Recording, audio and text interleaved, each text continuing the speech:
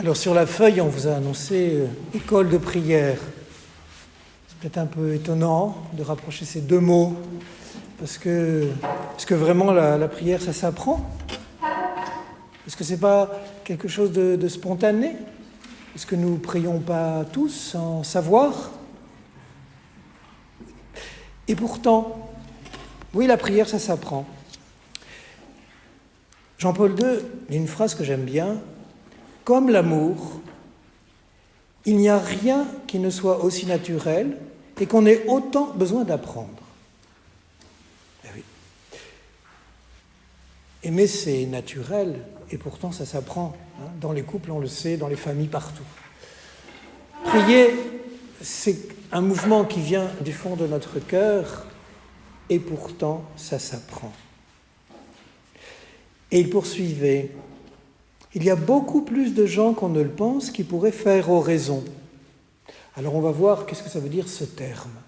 Pourquoi on parle école d'oraison? Simplement, il manque des maîtres pour les y introduire. Donc l'oraison, oui, ça s'apprend. Et on a besoin de maîtres pour cela. Alors nous allons nous mettre pendant ces soirées à l'école de maîtres que l'Église nous donne. Les maîtres du Carmel. D'abord, le premier maître, c'est Jésus, bien sûr.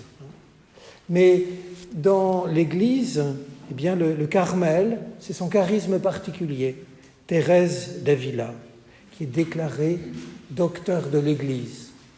C'est-à-dire qu'il y a une mission toute particulière d'enseignement. Alors, on va essayer de voir ensemble pourquoi prier. Et comment on fait? Comment on fait concrètement pour prier?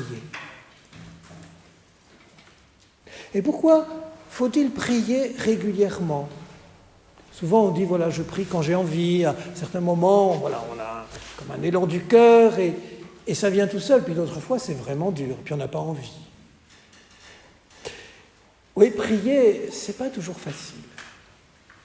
Il y a des difficultés dans la prière, et il vaut mieux les connaître. Donc voilà, on va essayer de voir ensemble, finalement, qu'est-ce qui se passe quand on se met en prière? Et comment on peut tenir la fidélité à la prière? Alors, ce soir, je voudrais un peu poser les fondements. Je ne vais pas trop vous dire comment on peut prier. Ce soir, on va essayer de voir, finalement, qu'est-ce qui nous permet de prier? Eh bien, d'abord, je crois que pour entrer dans cette aventure de la prière, il faut qu'il y ait en nous ce désir. Dans une précédente école de prière, une jeune femme avait dit « Ça m'a conforté dans l'intuition que j'avais de l'existence de cette forme de prière et que je ne connaissais pas. Je me rends compte que ce cœur à cœur avec Dieu est une chose que je désirais inconsciemment depuis si longtemps. » Voilà, donc entrer dans cette aventure de la prière, eh bien, c'est d'abord laisser jaillir en nous ce désir de la prière, cette soif de Dieu. Vous savez, cette soif de Dieu, elle est inscrite au cœur de l'homme. Sans doute à certains moments, vous la sentez, mais même des gens qui sont loin de Dieu, parfois, elle se réveille. Pourquoi? Mais parce que l'homme est fait à l'image de Dieu, nous le savons. Il est fait pour ça. Vous connaissez peut-être cette phrase d'Augustin: « Tu nous as fait pour toi, Seigneur, et notre cœur est sans repos jusqu'à ce qu'il repose en toi. » Donc il y a dans le cœur de l'homme le désir de Dieu. Mais, et c'est le plus important,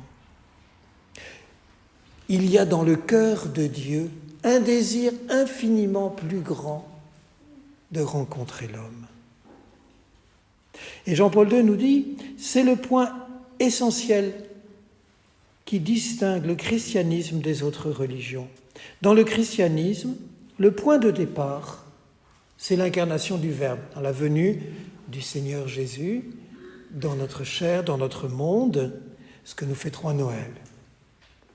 Et dans ce temps de l'Avent, donc, nous nous préparons à accueillir cette présence du Seigneur. Ce n'est plus seulement l'homme qui cherche Dieu, mais c'est Dieu qui vient en personne parler de lui-même à l'homme et lui montrer le chemin pour l'atteindre.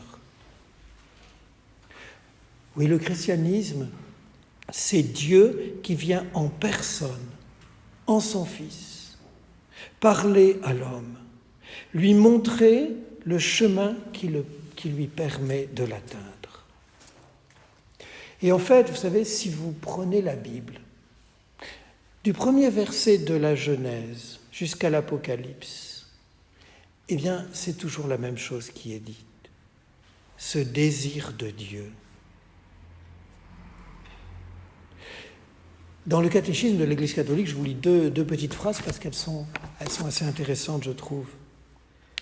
Dans la partie sur la prière.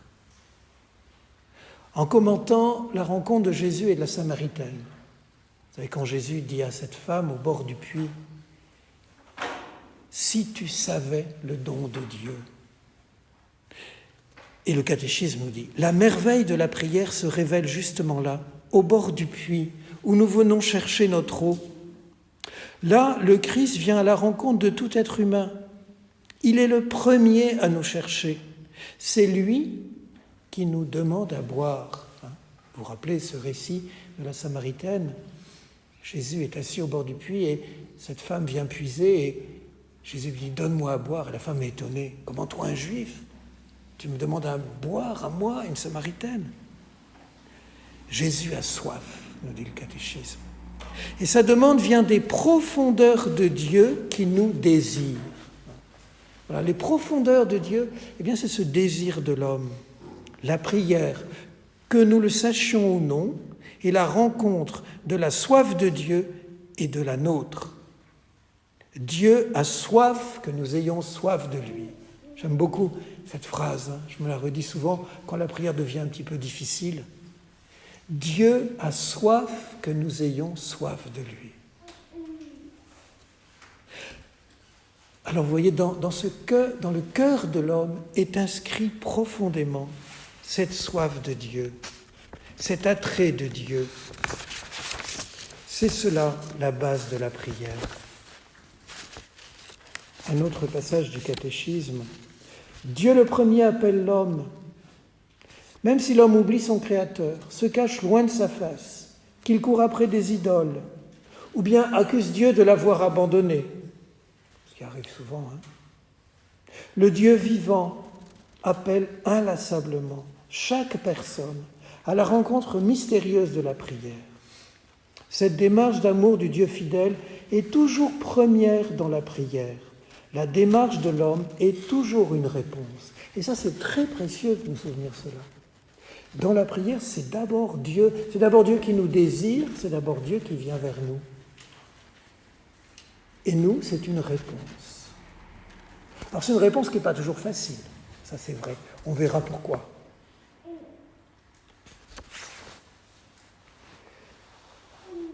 Un texte de l'Écriture va dans le même sens. C'est dans le livre de Jérémie. Le Seigneur se plaint auprès des hommes. Ils m'ont abandonné, moi, la source d'eau vive, pour se creuser des citernes lézardées qui ne tiennent pas l'eau. Combien de fois nous creusons des citernes, nous voulons garder de l'eau pour nous-mêmes, c'est des citernes lézardées. Alors que nous savons où est la source d'eau vive, cette source inépuisable, source de vie, qui est le Seigneur. Donc vous voyez, toute la vie chrétienne, la vie de prière, eh bien c'est cette rencontre entre le désir de Dieu pour l'homme et le désir qu'il y a dans le cœur de l'homme d'aller vers Dieu. Et en ce sens, on peut dire que la prière, comme rencontre avec Dieu, est l'acte humain par excellence. Il n'y a rien de plus noble, de plus haut que cela, parce que nous sommes faits pour cela. Alors pendant ces jours, nous allons essayer de réfléchir à cette collaboration, il faut bien le dire, qui est parfois un peu difficile, mystérieuse, entre Dieu et l'homme. Ce soir, je voudrais partir d'une définition de la prière que donne Thérèse d'Avila. Thérèse d'Avila, donc, la grande maîtresse spirituelle.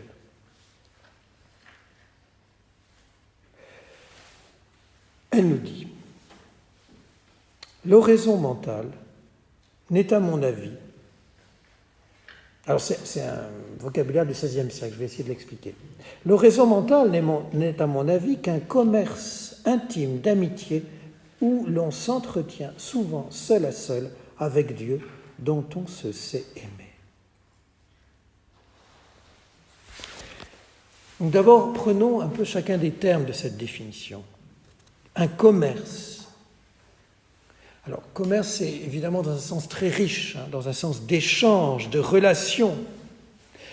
Mais en fait, dans tout commerce, il y a une certaine égalité, il y a un échange. Alors, est-ce qu'une égalité avec Dieu, c'est possible? Est-ce que c'est vraiment possible? Eh bien oui. Parce que par le baptême, nous sommes devenus amis de Dieu, bien mieux, enfants de Dieu. Et nous pouvons avoir avec lui des relations de fils à son père. Parce que Dieu, en fait, Dieu, qui est-il? Il n'y a pas de définition de Dieu, mais vous savez, quand Jean veut dire un mot sur Dieu, il dit « Dieu est amour ». Voilà. C'est le mot qui dit Dieu le mieux. Dieu est amour. Il est l'amour en lui-même. Et l'amour a besoin de se donner, sinon ce n'est pas vraiment de l'amour. L'amour a besoin de se répandre. Dans la Bible, c'est l'image du feu qui revient très souvent, du buisson ardent et à tant d'autres endroits. Ce feu qui se communique, qui réchauffe, qui éclaire, qui est lumière. Donc Dieu nous donne cet amour. Dieu nous donne d'entrer en relation avec lui. Dieu nous donne une certaine égalité d'amour. C'est ça le mystère de l'oraison. Cette élévation, on pourrait dire, de l'être humain, qui permet, dans cette égalité d'amour, de converser comme deux amis. Et toute notre vie spirituelle est basée là-dessus. Si nous ne croyons pas vraiment que Dieu nous donne d'entrer en relation avec lui comme des amis, nous n'arriverons pas à prier. Si nous ne dépassons pas les images de Dieu qui sont toujours un peu des idoles, eh bien nous n'arriverons pas à prier. Il faut vraiment bouleverser, bousculer tout ça, accepter de renoncer à tant d'images de Dieu pour nous dire, oui, Dieu est amour, Dieu me permet d'entrer en relation avec lui. Entrer en relation. Alors comment pouvons-nous aller dans cette relation avec Dieu? Je l'ai déjà dit, par le baptême. Par le baptême, la grâce de Dieu, l'amour de Dieu a été donné, diffusé dans notre cœur, nous dit saint Paul. Et cet amour qui vient de Dieu nous permet d'entrer en relation avec lui. Par la foi, l'espérance et la charité. On reviendra dessus. Et alors, dans cet échange d'amour, Dieu va petit à petit nous transformer. Vous voyez, il faut tenir en même temps cette égalité d'amour avec Dieu et en même temps, nous restons des créatures. Il y a toujours cette tension. Alors, continuons la définition de Thérèse.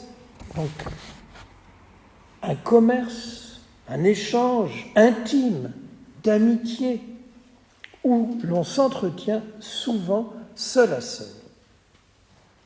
Alors, seul à seul, c'est aussi une dimension importante. C'est-à-dire que pour l'oraison, alors cette forme de prière, il faut une forme de solitude. Il faut une forme d'intimité avec Dieu.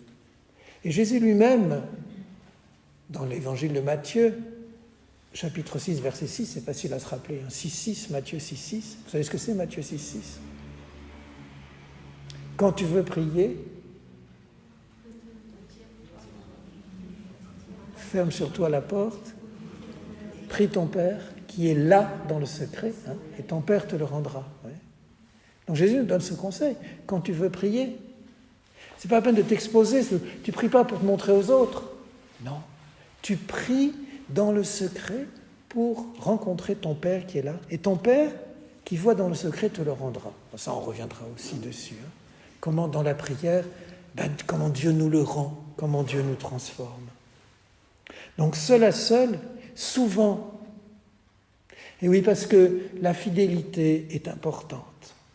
Ça suppose des échanges religieux, réguliers, comme toute amitié. Une amitié qu'on n'entretient pas, elle finit par mourir ou s'éteindre. Même dans la distance, même si on ne se voit pas, on peut garder cette amitié. On peut garder dans le cœur les personnes aimées. On peut prier pour elles. Cette dimension de souvent est importante. Donc là aussi, on verra l'importance de la fidélité à l'oraison, la fidélité dans le temps. Et puis, avec Dieu dont on se sait aimer. Alors, je vois que le temps passe très vite. Je voudrais un peu m'arrêter là-dessus parce que je crois que c'est vraiment le fondement. Cette certitude que Dieu nous aime. Cette certitude que Dieu est présent en nous. L'oraison est vraiment fondée là-dessus. Dans l'Apocalypse, Jean nous dit « Voici que je me tiens à la porte et que je frappe. » Dieu frappe à la porte de notre cœur et la poignée est de notre côté. Il attend qu'on lui ouvre. Si quelqu'un entend ma voix et ouvre la porte, j'entrerai chez lui pour souper, moi près de lui et lui près de moi. Vous voyez la promesse de Dieu, si on ouvre la porte de notre cœur au Seigneur, il vient pour souper. Le souper, c'est vraiment le moment d'intimité familiale. À la fin de la journée de travail, on se retrouve en famille. Dieu nous invite à cette intimité. Et dans l'Évangile, il y a tant de fois où il nous est dit que Jésus veut venir chez nous. Pensons à Zachée, par exemple. « Je veux demeurer chez toi, aujourd'hui. » Et tant d'endroits. Alors je voudrais reprendre simplement, après je pense que j'arrêterai, un passage où justement on voit comment ce verbe « demeurer » prend tout son sens. C'est au début de l'évangile de Jean. Jean se trouvait au même endroit avec ses 2 disciples. Fixant son regard sur Jésus qui marchait, il dit « Voici l'agneau de Dieu ». Les 2 disciples, entendant parler ainsi, suivirent Jésus. Jésus se retourna et voyant qu'ils s'étaient mis à le suivre, il leur dit « Que cherchez-vous » Il répondit « Rabbi », ce qui signifie « maître, où demeures-tu » Il leur dit « Venez et voyez ». Ils allèrent donc, ils virent où il demeurait, et ils demeurèrent auprès de lui ce jour-là. C'était environ la 10e heure. Et c'est le premier rappel. Et c'est important de toujours revenir à ça, parce que le Seigneur ne cesse de nous appeler. Jean-Baptiste voit Jésus qui passe. Et il lui dit « Voici l'agneau de Dieu ». Alors je ne vais pas m'arrêter sur cette phrase qui est très riche dans la Bible, mais ce n'est pas notre sujet. Et alors Jésus se retourne. « Que cherchez-vous » Ce sont les premières paroles de Jésus dans l'évangile de Jean.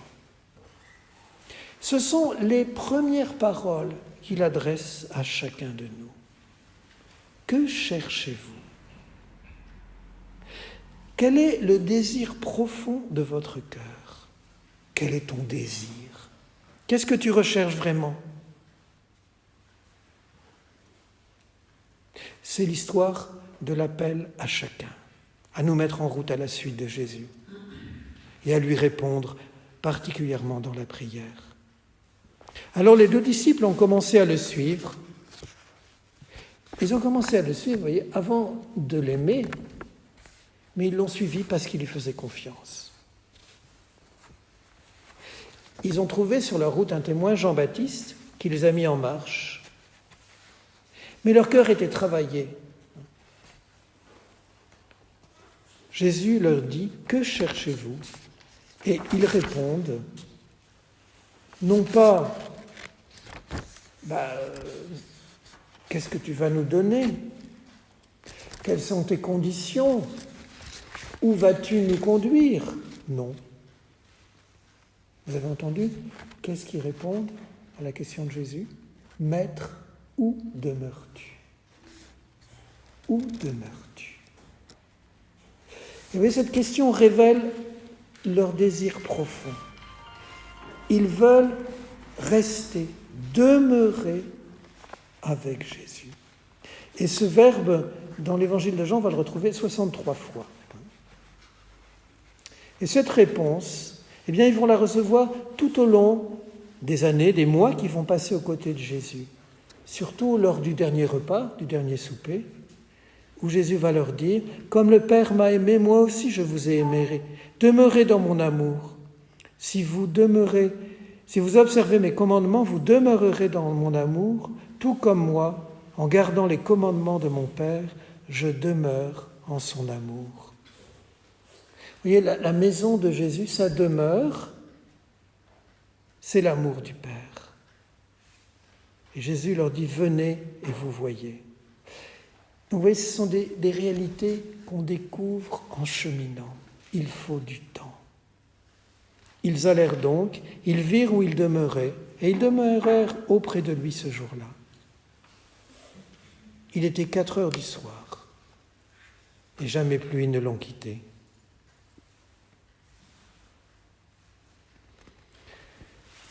Trois ans plus tard, les disciples ont cheminé avec Jésus. Ils sont loin d'avoir tout compris. Il leur faudra attendre le don de l'Esprit. Mais Jésus leur fait cette confidence. Vous connaîtrez que vous êtes en moi et moi en vous. Vous en moi et moi en vous. Voilà à quoi nous sommes appelés. Et un peu plus loin, dans ces chapitres 14, 15, 16, au chapitre 15, Jésus dit « Si quelqu'un m'aime, il gardera ma parole. Mon Père l'aimera, nous viendrons à lui et nous ferons chez lui notre demeure. » C'est ça l'oraison, c'est demeurer avec Jésus parce que Jésus demeure en nous.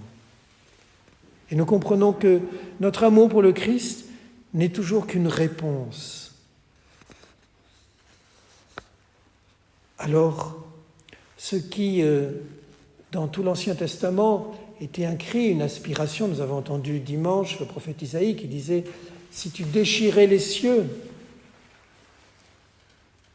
et puis Salomon qui, dans sa prière, dit « Dieu habiterait-il vraiment avec les hommes sur la terre, alors que les cieux ne peuvent le contenir ?» Vous voyez, Dieu n'attend pas, pour demeurer en nous, que nous devenions des saints. Il attend simplement que nous nous mettions en marche à sa suite.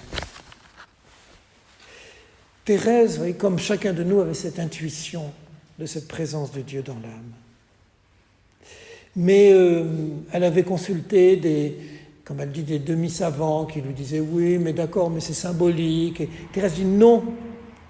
Elle avait compris cette réalité de la présence. Et elle a vraiment cherché, elle a interrogé des théologiens.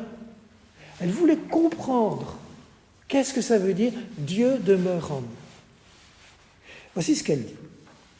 « Il y a un point que j'ignorais au début. Je ne savais pas que Dieu est réellement dans toutes les créatures. Il me semblait qu'une présence qui me paraissait si intime à mon âme était impossible. D'un autre côté, cesser de le croire qu'il fût là, je ne le pouvais pas. Car d'après ce que j'avais compris, Dieu est vraiment là, présent. Des gens peu instruits me disaient qu'il s'est trouvé seulement par sa grâce. Pour moi, je ne pouvais me ranger à leur avis, parce qu'il me semblait qu'il était présent lui-même. » Voilà donc un religieux, un dominicain d'ailleurs, lui certifie que non, ce n'est pas une présence symbolique, c'est une présence réelle. Dieu est présent en nous.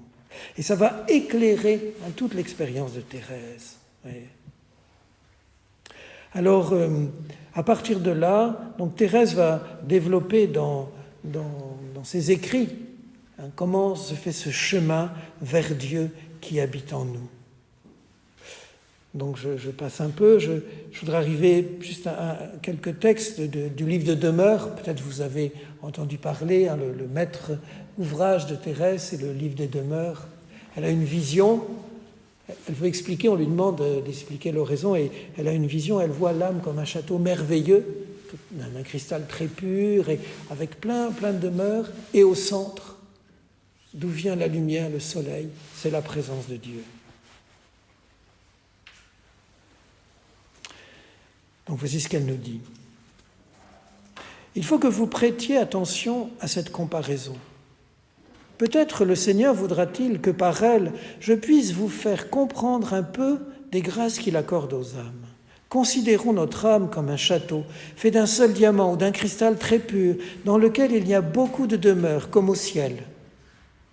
Considérons que ce château a des pièces les unes en haut, d'autres en bas, d'autres à côté.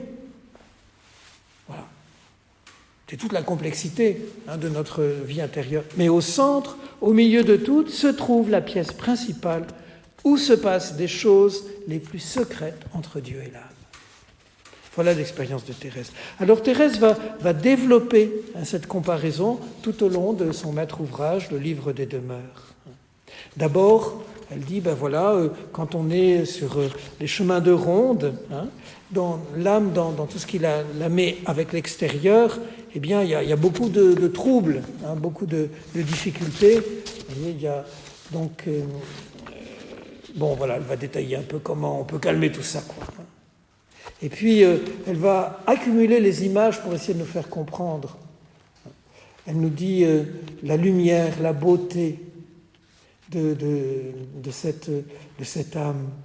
C'est le paradis où Dieu trouve ses délices. C'est un jardin merveilleux avec ses fontaines et toutes sortes de choses délicieuses. Voilà.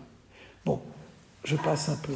Mais au-delà de toutes ces images que Thérèse mobilise, et elle le sent bien, sont incapables de traduire la beauté de l'âme habitée par Dieu. Elle finit en disant qu'il nous suffise de savoir que Sa Majesté, c'est comme ça qu'elle appelle Dieu, c'est le langage du XVIe siècle, qu'il nous suffise de savoir de Sa Majesté que l'âme a été créée à son image et à sa ressemblance. Voilà, donc toute la force du symbolisme de Thérèse est en cela.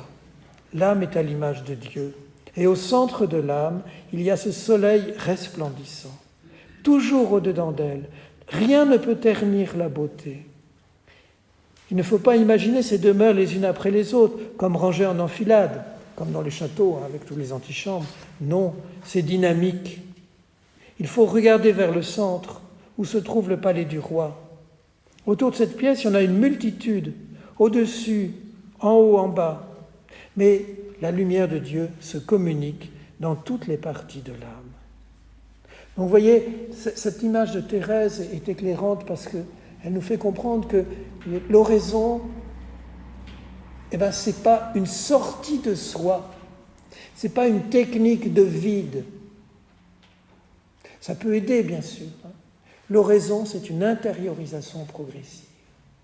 C'est découvrir cette richesse inouïe que nous avons en nous, la présence de Dieu. Et on la porte partout. C'est pour ça que, vous voyez, l'oraison, on peut faire oraison partout. Faire oraison devant le Saint-Sacrement, c'est magnifique, mais on ne peut pas toujours. On peut faire oraison partout. On peut faire oraison chez soi. On peut même, quand on est un peu habitué, vous voyez, faire oraison en conduisant dans le métro. Voilà. Alors, c'est mieux quand on peut trouver un lieu, vous voyez, de silence et de solitude, mais on peut. Parce que, en fait, l'oraison, c'est cette intériorisation progressive, retrouver cette présence de Dieu en nous. Et je voudrais terminer avec Saint Jean de la Croix, celui qui a vraiment, avec Thérèse, creusé ce chemin de l'âme vers Dieu. Il nous dit Dieu est caché dans notre âme, et c'est là qu'il faut le chercher. Il commente le Cantique des Cantiques en disant « Où es-tu caché ?» Alors voilà, je vous laisse ce dernier message qui peut-être nous aidera à entrer nous aussi dans l'oraison. Eh bien, toi, la plus belle d'entre les créatures de Dieu, toi qui désires si ardemment savoir où se trouve ton bien-aimé, afin de le chercher et de t'unir à lui, voici ce qu'il te dit. Tu es toi-même la demeure où il habite, la retraite où il se cache. Quelle joie, quelle consolation pour toi, ton trésor, L'objet de ton espérance est si proche de toi, il est en toi. Tu ne peux être sans lui. Le Seigneur lui-même te dit, le royaume de Dieu est au milieu de toi. Et l'apôtre Saint Paul, tu es le temple de l'Esprit. Que peux-tu désirer encore? Que cherches-tu au dehors? Puisque tu possèdes en toi tes richesses, tes plaisirs, toute joie, tout rassasiement, c'est-à-dire le bien-aimé auquel tu aspires. Réjouis-toi, exulte en ton recueillement intérieur dans la compagnie de celui qui est si proche de toi. La seule difficulté, c'est que tout en résidant en toi, il demeure caché. Voilà. Alors on reviendra dessus, comment trouver ce Dieu caché. Mais ce soir, je voudrais vous laisser cette grande certitude, que vous aviez sûrement déjà, je ne vous l'apprends pas, mais peut-être c'est raviver en vous cette certitude. Nous sommes la demeure de Dieu, Dieu est en nous, Dieu nous désire. Alors pendant quelques instants, simplement laissons-nous aimer par le Seigneur qui est en nous.